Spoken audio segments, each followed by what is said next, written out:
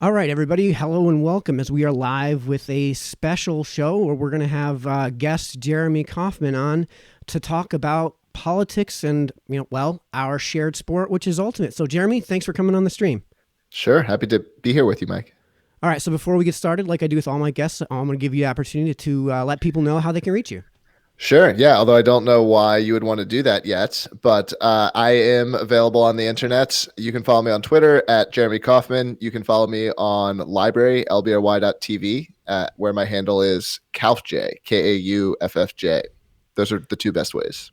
All right, so we don't have too much time here, so I want to get right into it. But I normally start with an introduction of the person who I'm interviewing, just to give people a basic understanding of why we're having this conversation in the first place. So I'm not going to get into the conversation of what Ultimate is. It's a sport. We love it.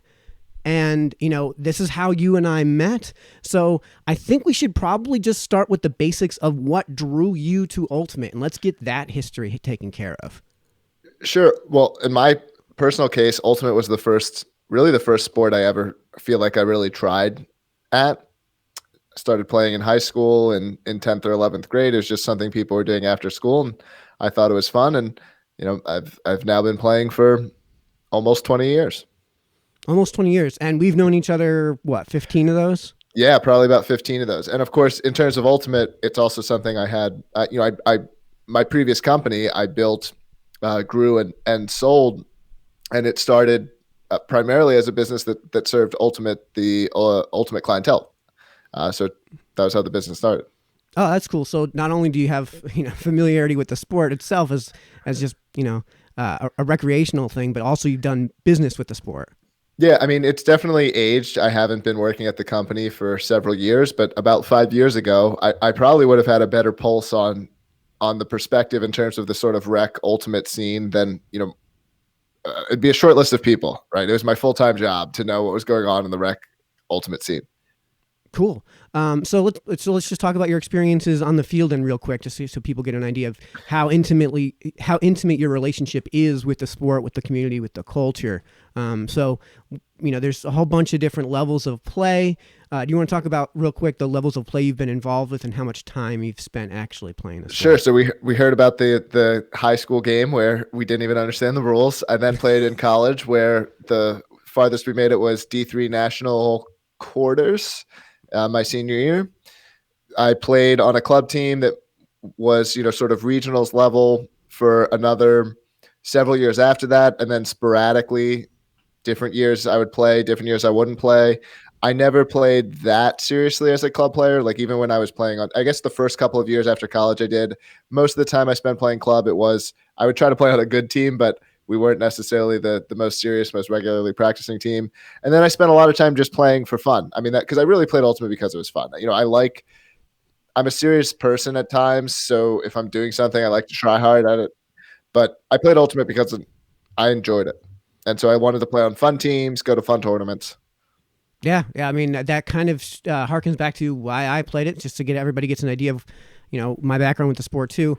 I've been playing since I found out about it in high school as well, and we played by what we knew as the rules, just like Jeremy said. And then I got introduced to college, where I played at a school that was in the same state as where Jeremy played. I don't know how detailed we want to get into our background there, but yeah, we went to several tournaments together and had a blast together. And most of the tournaments we went to were fun tournaments rather than ultra super competitive tournaments.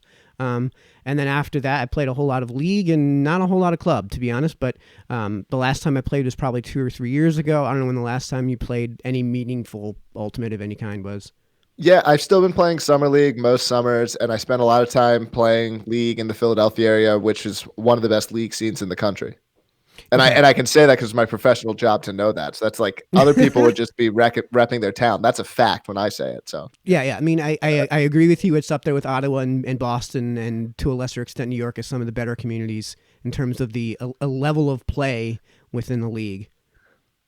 So I do want to now branch off into the culture of Ultimate, because I think this will start bringing us to our conversation. Oh, and just real quick as an aside to everybody, when Jeremy mentioned that he was a regionals caliber club team, there's 3 levels of play: sectionals, regionals, nationals.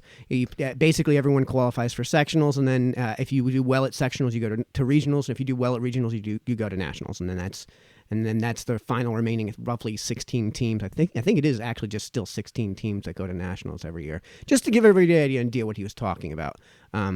So I want to now branch off into the culture of Ultimate, which should bring us to the main conversation that I think you and I might not be perfectly aligned on, which is the whole politics and Ultimate conversation. So talk about the culture that exists within Ultimate and how it differentiates itself from other communities. Well, I mean, I would say the sort of archetypical or stereotypical Ultimate player is going to be a left-leaning progressive. It's not like a particularly unique set of values or affiliations. It's just predominantly that. And I think anyone who's familiar with that would know what you mean by that. So, I mean, I've meant less specifically politically, but I think that that the sport was founded on the notion of the spirit of the game. Do you want to talk about that? Yeah, so that is something that I do think is a really cool part of Ultimate. It's a really interesting part of Ultimate.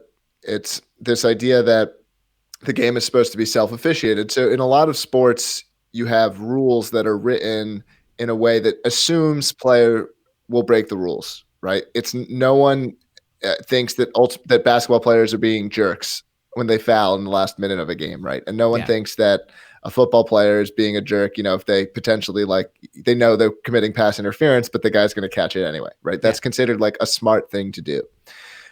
It's not the case in Ultimate. The rules in Ultimate are explicitly written, assuming players will not try to break them. The consequences aren't designed as such that it is beneficial to not break them. It's attempted to make it beneficial to not break them, but that comes from social sanctions. This idea that Ultimate players have an obligation to try to play, but with a level of spirit, with a level of honor. And if you break that, you are being a bad person. And the culture of the sport attempts to sanction people who break that. And I could talk about specific examples if that's interesting. Go for it, because this is a perfect descriptor for what I was talking about when it comes to the culture of Ultimate and how it leads into the conversation I think that we should be having here. Sure. So I think hold on. Before we do this, we're live. So yeah, I'm not going to say anything. Please don't name names. Well, no, these are examples. I think a lot of people in the Ultimate community would be familiar with them. I don't remember what year it was at Worlds. It was, somewhere in the early teens of the tens, where it was either a Vancouver-based team or was a Canadian team that largely had some Western Coast players playing on it that had a really, really rough game against. And this was like the national championship or the semifinal game. And they had sort of, I think it's fair to say that at least some players on that team were crossing the line and were like actively like no longer obeying this and were actively fouling in ways that everyone would say was not okay. They got massive flack for it. I think one of the team or several of the players like ended up not playing or getting disbanded. I mean, my memory of this is not that strong, but my memory of like, wow, these guys, like everyone hates these guys. That was really strong. I mean, it would be the equivalent of like the Astros cheating scandal, right? Like if you win a big game and you won a big game and you fouled someone on purpose in that win, you'd be the Astros. It's not okay. Like even if the title's not taken away from you, it's incredibly shameful. And you see it at a smaller scale. If you subscribe to our Ultimate on Reddit, you're probably going to see a post like this once a week, once a month, where someone's getting some sort of shame for an aggressive foul, doing something in the wrong way. It's a big part of the culture of the sport. So those people that are taking advantage of the spirit of the game, those people that are doing that, do you think that is a team specific thing? Do you think that's a player specific thing, or do you think that is an element of toxicity within the higher levels of play? It's definitely culture specific, because culture is what keeps it in check, and so you can have cultures that have different perspectives on what is or is not in bounds. and you can see this in the club game or the college game where certain areas seem to have a certain reputation. I don't know how true all of this is.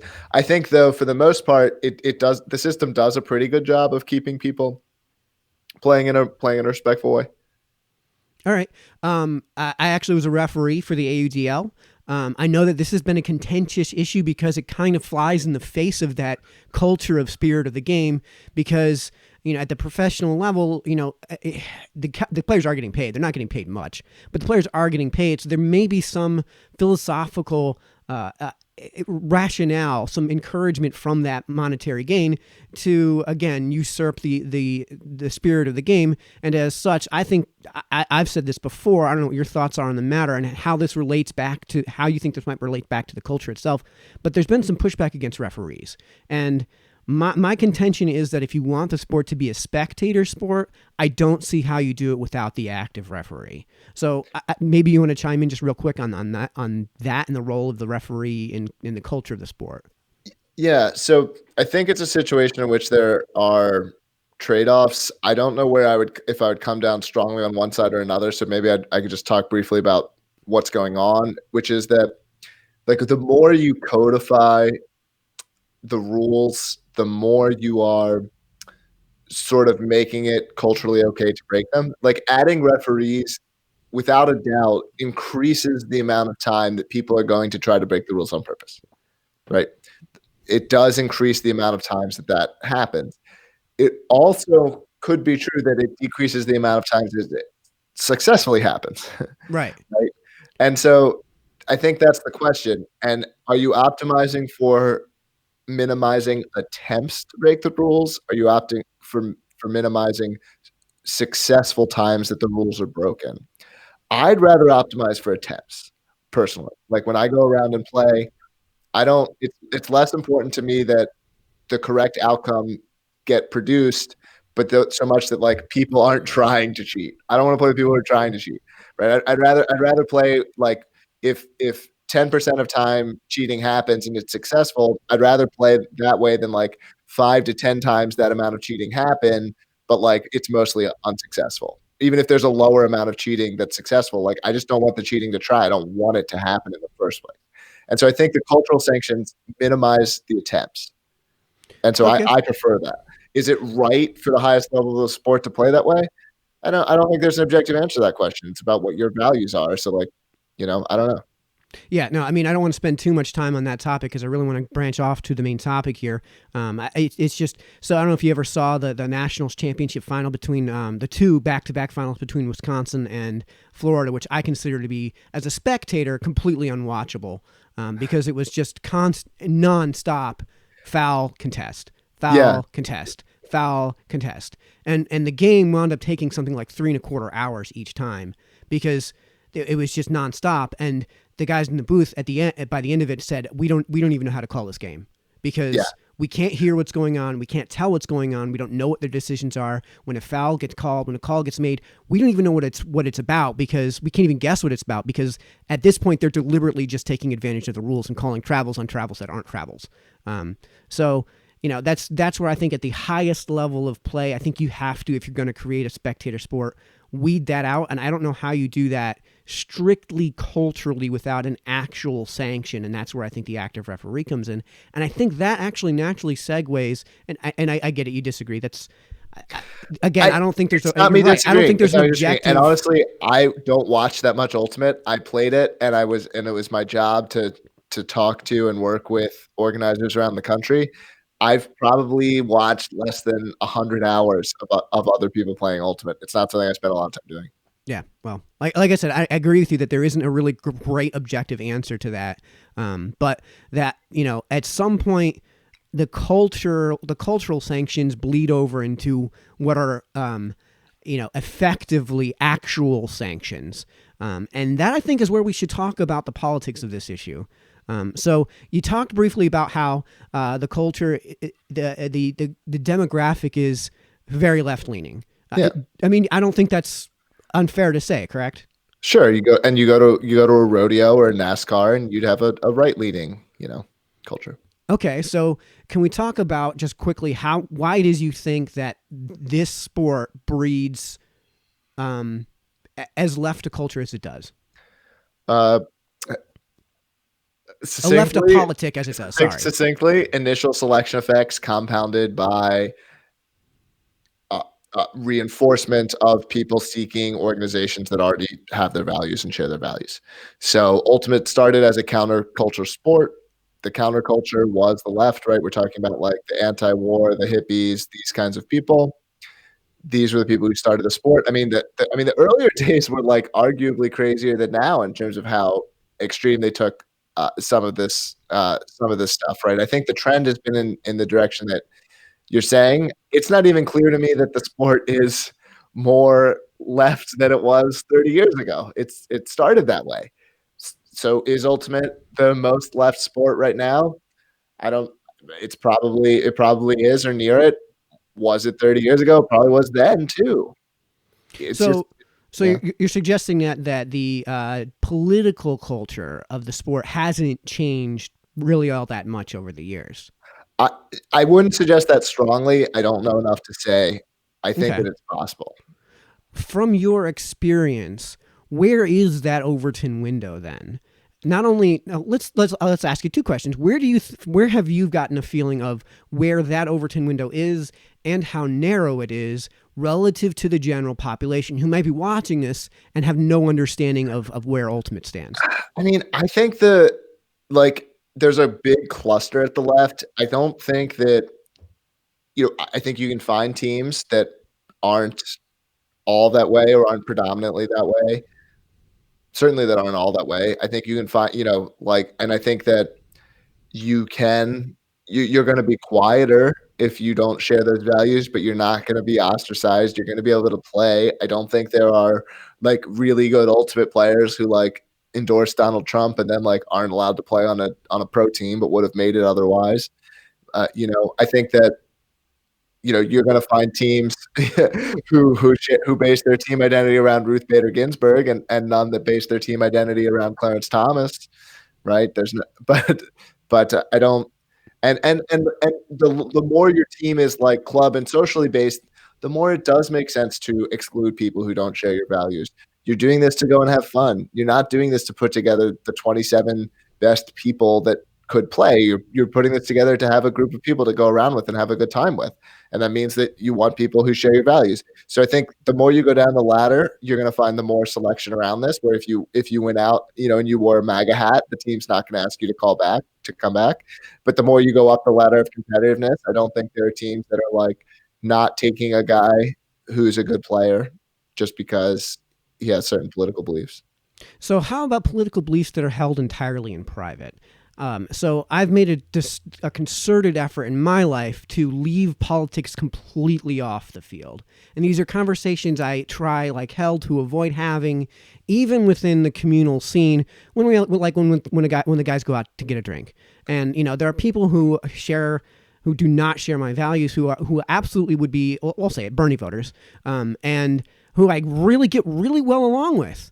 And that's largely because we acknowledge that we're adults and we disagree on politics, so there's really no conversation to have. But how would you say that? But there are others that aren't able to see past my private politics that we never discuss, and just have an absolute and utter contempt for people who even privately have those political perspectives in a way that I'm not seeing in other communities, left or right. So, yeah, I don't know. It's a lot. I'm not going to dispute that there are people within Ultimate who would act that way, but the reason I'm not going to dispute it is because there's people everywhere who act that way. To me, like the behavior that you're describing in Ultimate is normal. It's nothing specific to Ultimate. There are lots of people out there for whom certain political values or certain judgments, like they really want everyone around them to share them. So we came into this conversation because, in Facebook conversations actually, but we've had in private and in the public purview, basically of your Facebook page. So how has how has your political perspective changed over the years? How has its manifestation changed over the years? So like how has your activity on Facebook changed over the years, and how has that affected your relationships within the Ultimate community? So, for the most part, I would say that my political beliefs have not really affected my interaction with the Ultimate community very much. Most of the time, I don't talk about them very much, or if I do, I wouldn't. Not that I'm keeping them secret, but until the last 3 or 4 years of my life, I really didn't wear them on my sleeve at all. So it wasn't that I was hiding them in Ultimate, it's that I just didn't wear them on my sleeve at all. Since moving to New Hampshire 3 or 4 years ago, 5 years ago, 4 years ago, some amount of time, time goes by quickly. Be Yeah. careful, everyone. Yep. Yeah, just starting to get the gray I've coming in. become much more open about some of what I think is true. I don't think it's changed that much. I've always been relatively libertarian, probably ranging from like small government type to rabid ANCAP and different shades in between. I've never been that much of a prescriptive one. Like to me, my values are my values, and I want to live with other people who share those values. Like I don't. My whole belief is that people should be able to live in a way that satisfies them. And so I don't like begrudge socialists. I don't dislike people on the left, even if I don't think the way that they do. To me, it's like, cool. I hope you get to live with other people who think the way you do. I don't. And I want to find people who are like, rational, economic, cool-headed types, and because that's the way that I am. And I want to be with people that think like that. Other people don't. To me, I always think of myself, and this is, I think, a weird belief for a libertarian, that like the socialists are on my side. The socialists are getting screwed the same way that we are. They think there's this much better way the world could be run, and they're not allowed to live that way with other socialists. And I think that we're getting into what I think is the biggest problem in the world, Mike. So I mean, I don't know. I can talk about that. What's the biggest problem in the world? It's what we're talking about right now. So I'm going to just push back on you just a little bit, just from my experience. I don't have any data on this, so Yeah. take it with a giant grain of salt. But from my experience, the politic has been pretty far left of center in a way that I don't see it in many other communities. And the Overton window has been very narrow in a way that, again, I don't see it in other communities. And I think what you talked about with the how did you describe it? The social shunning, basically, that exists within the community, regardless of the politic, I think has bled over into, well, that's how we're going to treat people we don't want to fit into our Overton window, rather than trying to get them to agree with us, or rather than trying to, find folks who agree with us. We're going to just shun socially these people that even hold these views in private. Mm-hmm. And so, my experience, I guess, has been different from what you've seen. I mean, does that sound different? I'm not here to say that you're wrong. As I was kind of saying, like, me being more open politically didn't really overlap with when I was most active playing Ultimate, right? I moved up to New Hampshire. I became a more open libertarian. Again, I'm trying to say I was like hiding it before. It just wasn't at like the forefront of my activity, whereas like now it's much more at the forefront. Okay. So, like, if someone had asked me, what do I believe? I would have said, I like Ron Paul. I think most politicians are liars. Yep. I probably did,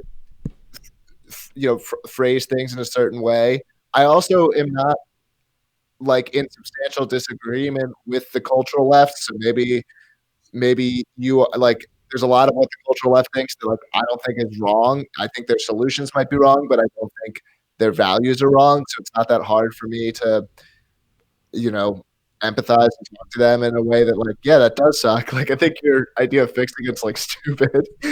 Well, you want to talk more specifically about those ideas to fix things that are stupid? Because I don't know. I mean, let's talk about one thing that I think was a bad move. Go ahead. Right, and I think it was a bad move to make the prescriptive transition from 5-2 to 4-3, just because there was so much less interest in women in the sport than there was men in the sport. And what that winds up doing is precluding men from the co-ed version of the sport. And just so people at home understand what I'm talking about, there are 7 players per team on a field. In the co-ed version of the sport, the organizing body, which was the UPA or the USAU, depending on the year, prescribed a gender ratio of 5 guys and 2 girls, so minimum 2 girls on the field at any time.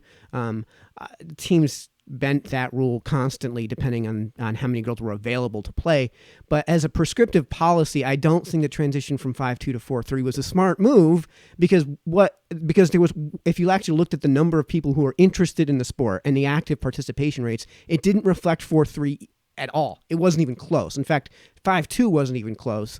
But there were whole leagues that had to completely restructure their league, like in Connecticut, for example, in order to fall in line with that 4-3 rule, where they were able at one time to get 20 co-ed teams. Now they had to break down into 12 co-ed teams and 8 or 12 open teams, men's teams, we'll call them. I actually I didn't the most leagues, a lot of leagues are not bound by USAU. You're saying that USAU really pushed at the league level? Like, to me, it was mostly USAU did it at the national and competitive level, which is something that I would agree with. At the league level, I could see plenty. I could see wanting to keep it at 5-2. That doesn't seem objectionable to me. You're saying that's something that USAU forced, or is that something that leagues chose to do on their own? I thought it was more the latter. Well, the leagues were doing it they're on their own as a reaction to fall in line with USA guidelines. Well, USAU guidelines. Sorry. Yeah. That's to me what should be way that, like, if right, that's, you'd have to look at that at a league by league basis as to whether it was kind of like the introduction of the shot clock into the high school game. Right, the NBA doesn't require the shot clock in the high school game. The NCAA doesn't require the shot clock in the high school game. But the high school game followed suit because of the policies put forth by the prescriptive body. Yeah, that makes sense, and maybe that was a knock-on effect that was perhaps not even intended as part of the rules. I think you at the competitive level, one, if you're saying it's a co-ed sport, it makes sense to have the rules so that the genders are actually balanced, so that you can run 3-4 or 4-3. It just makes sense to me. If that means that you're squeezing people out of mixed into open, I also think that that's fine.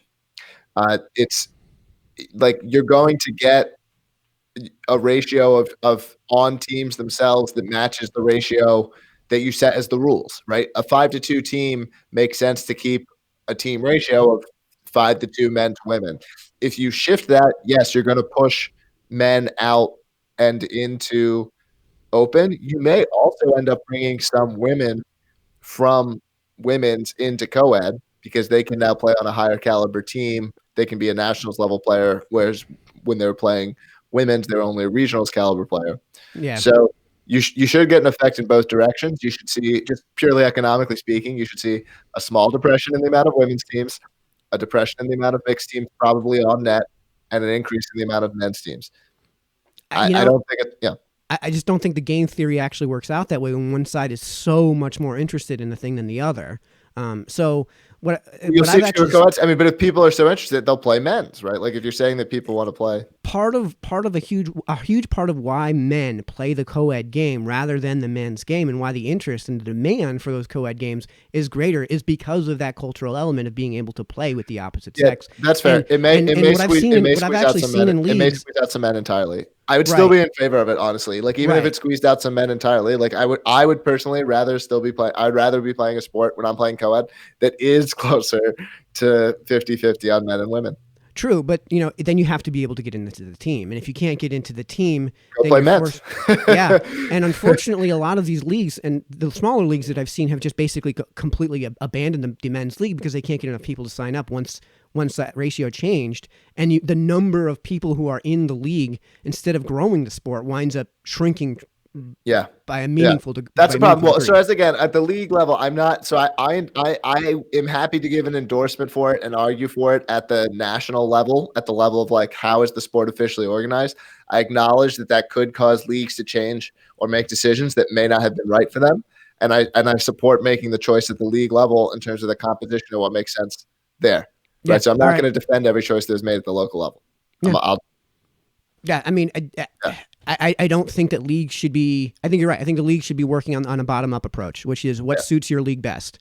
And I think in many cases it's not going to be the 4-3 format because you're going to wind up excluding a heck of a lot of players that would be otherwise interested in the sport and may actually bring more women with them as a result in the long term. But so to get back to the last thing, yeah, you mentioned there was the big problem right before we get to that because we're running out of time here, and I know you got to get going. But since we never got to the prescriptive conversation. I know that you had we've talked in private about how you had some contention with the SAW stuff that's happened, in your experience.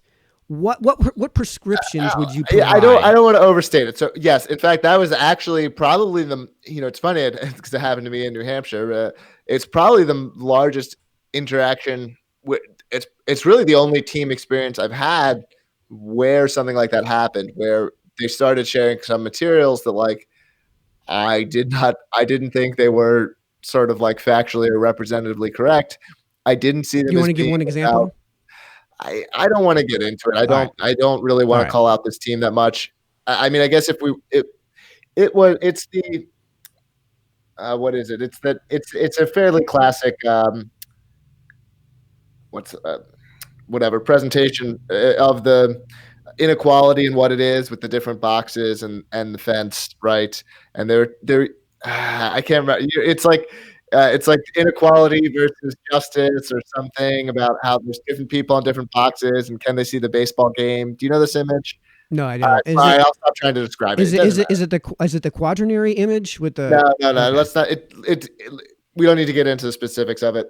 All right. The point is, it was something that was being circulated that really didn't seem to be related to how we would be playing Ultimate, and I tried to ask some questions about it in a way that, I mean, look, you've heard me here on this interview. Like I'm capable. I haven't really been particularly inflammatory. Like I've been pretty like calm. I was asking like some pretty neutral questions about it, just like trying to understand like what this is, like why are we doing it, and like how do you see this affecting like what we should be doing as a team. And it was probably one of the weirder experiences I've had at an Ultimate practice, but it's not. Again, I guess it's not that surprising given I hadn't played on like a local, I guess, co-ed team in this way. Like most of my co-ed teams that I've been playing on is just like groups of friends that have known each other, So I hadn't gone out to like a co-ed team tryout. I don't know, in like a decade, in like a long time. So maybe it's more normal now than I realized. I don't know. It was just weird. It was a little bit weird, and it did rub me a little bit the wrong way.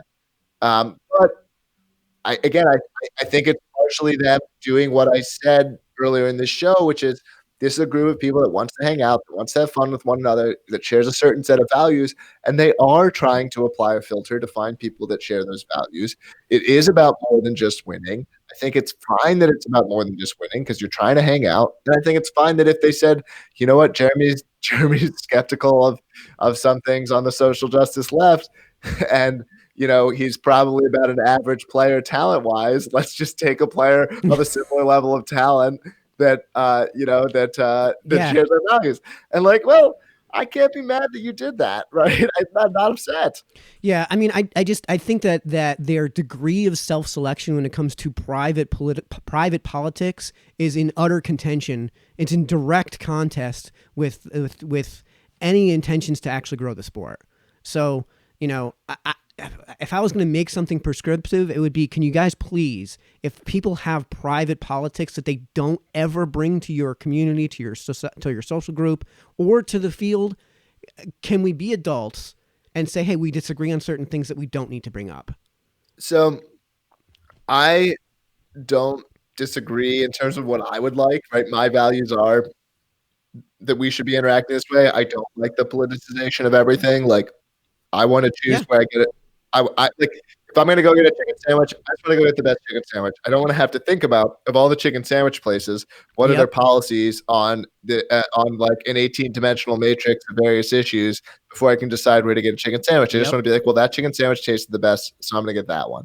Like, and that's the way I think about everything. So I'm with you. I wish this stuff didn't bleed in over into as much as it does. Where I would disagree with you is that I think this stuff happens, as most things do, for a reason. And I think that this is happening because it actually does make sense that it's happening. So that is, the future of our world is not one of the 1960s where we all watch the same 4 TV shows and we have this massive shared national identity. I don't think that's the future of the United States and the culture within it. I think it's the opposite. I think we're going to see more and more fracturing, where more and more activities establish themselves as having a certain cultural identity in order to corner the market. We see that people want to select products on top of their culture, on the basis of their cultural identity. So, in terms of whether Ultimate is succeeding, the question is, what cultural identity does it have, and is the market for that, for sports, for that cultural identity under or overserved? Right? You from an economics and marketing perspective, you would then say, well, what's the continuum of beliefs that people have, and what's the matchup between beliefs and various services, whether those be sports. I mean, this happened because this affects my work and my company. I'm not going to get into it too specifically, but one of my examples to go to as like how politicization affects everything is, if you use the website Reddit, this is less true now than it was, I guess, a couple of years ago, but the image host you used to upload your image to was a political choice, right? This is a website where all you're doing is uploading an image and getting a URL back. And somehow it came to be that if you're on the left, you used one website, and if you're on the right, you used another. And like, so everything this way. This is the future. This is the future.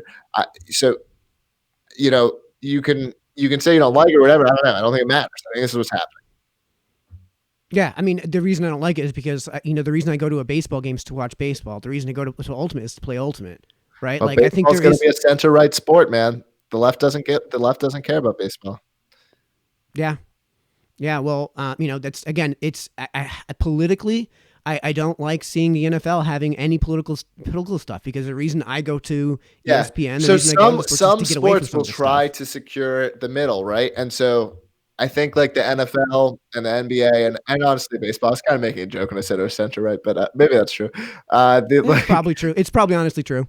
Yeah. Because I've played softball in these beer league softball leagues, and that's like the lowest level of play, and that's decently right of center, right? Yeah. It's not off in like Rand Paul land, but it's well, decently. Okay. All right. So let's workshop this, Mike. Okay. So if you go to your first softball practice and you don't know some of these people, and you go and you're in a circle with the guys. Well, let's say it's guys and girls. It's co-ed. And you say, hey, everyone, can we all go around and say our genders? Well, of course, the reaction, I'll give you the exact reaction. Yeah, no, we're not doing that. Yeah. Okay. But that's where it ends, though. Yeah. Right? Like, can you play ball? Then you can make the team. And if that person is going to just completely and utterly dominate the social interactions with a political perspective, right, left, or center, yeah, they're probably going to be shunned just because of because it is politic rather than it is a certain politics. But they're both. But if someone on the left would say that those are both political choices, that choosing to shut down the conversation about our genders is also a political choice. Okay, but the same thing. But again, the person is still going to be on the team and not be shunned from social circles just for having that political perspective. So I think in Ultimate, it's more of it's perfectly okay to have the political perspective as long as it fits in this Overton window. Whereas with the softball, it's much more, we'd rather you just not be very political at all. Yeah. Do you see what I'm saying? I think there's a difference. Yeah, I hear what you're saying.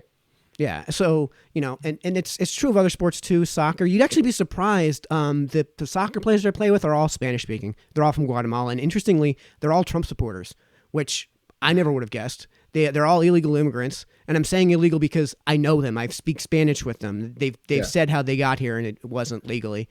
And like they've been here for 20 years and they're from Guatemala. So interestingly, they're all Trump supporters, which I never would have guessed. Yeah.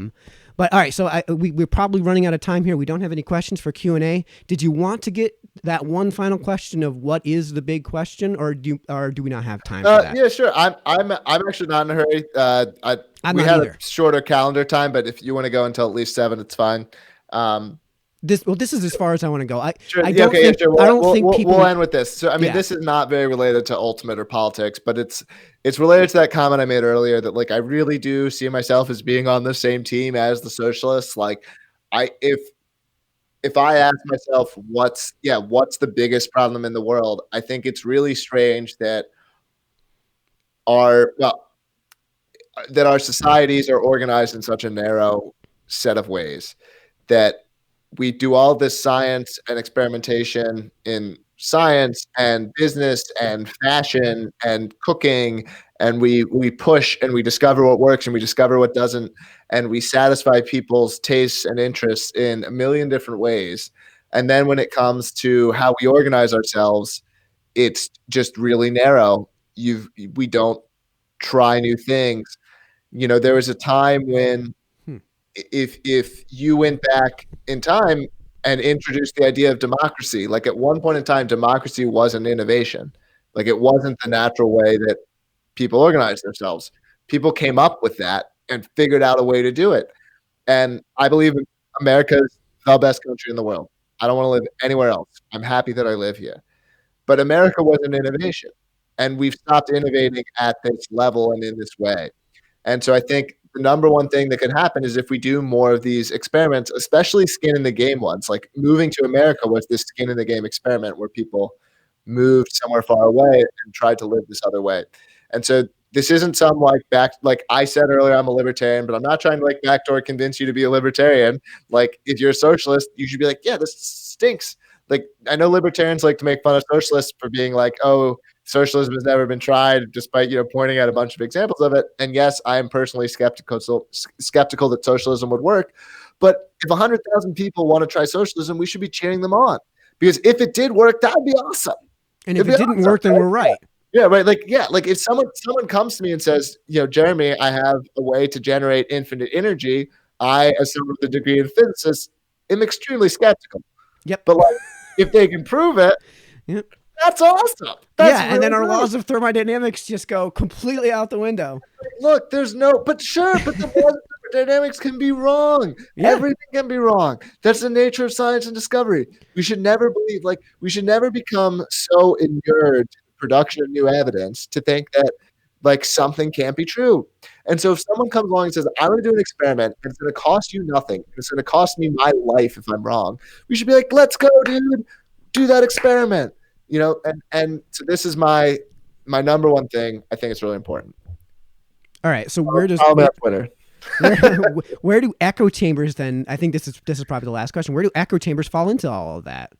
Well, I am almost like supportive of echo chambers for this reason, because like I know this is controversial, because like an implication of this belief is like, I don't know, I'm not so convinced that like a super cohesive like nation is the best thing, because I'm like, how do we get back to this land of experimentation? I want to see new stuff. I want to see new countries. I want to see people try new things. I don't want like a war and like violence and some bad fracturing, but like however we can have these new experiments happen. Like I want to see these people I want to see Bernie supporters get the country that they want. I want them to have it. And I want to see Trump supporters who want a wall around their borders and whatever that they want. I want them to get that too. And then we can see what works and what doesn't, instead of being mired in this morass of centrism. I'm just an anti-centrist. I'm unironically an anti-centrist. Yeah, well, I mean, this is exactly why I've been in support of the Cal exit movement. You know what? You guys want to have a communist country? Go ahead. And this is probably why I'm more accepting of like the left part of Frisbee stuff, because it's super extreme, but I don't like the middle.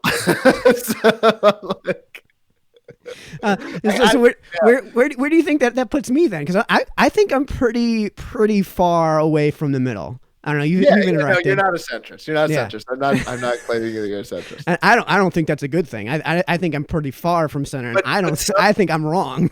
Yeah, some people are on a left-right spectrum and judge everyone as like, oh, the closer they are to me on the right, the better they are. The more they're on the left, I don't like them, or vice versa. Mine is like the opposite, where it's like.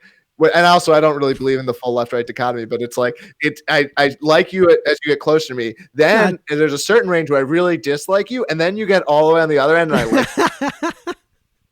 Yeah, well, I mean, I think that the left-right spectrum is just a useful tool for conversation. Yeah. Because it's like at least, but it's like the status quo sucks. Like, how can you defend that? Oh Like, God, at least like, you can reach the exact opposite conclusions of what we should do, and that's like, well, okay, at least you agree stuff sucks. You know. Well, if you didn't know Jeremy was an Ultimate player and you didn't believe in the beginning that he was an Ultimate player, you should know by now. So, Jeremy, how can people reach you? You can follow me on Twitter at Jeremy Kauffman. My company makes a technology called Library, LBRY. You should check it out. And you can also follow me on there. My channel is at KAUFFJ. It's been great to be on here with you, Mike. Thanks for joining us. And we will actually be posting this to Library once we get this all put together and can get the video processed. So that'll probably be tomorrow-ish. So you guys can look out for that. And I'll have all of that information, of course, posted on my Facebook page, which you guys are watching right now. So Jeremy, thanks for joining us. Good night, everybody.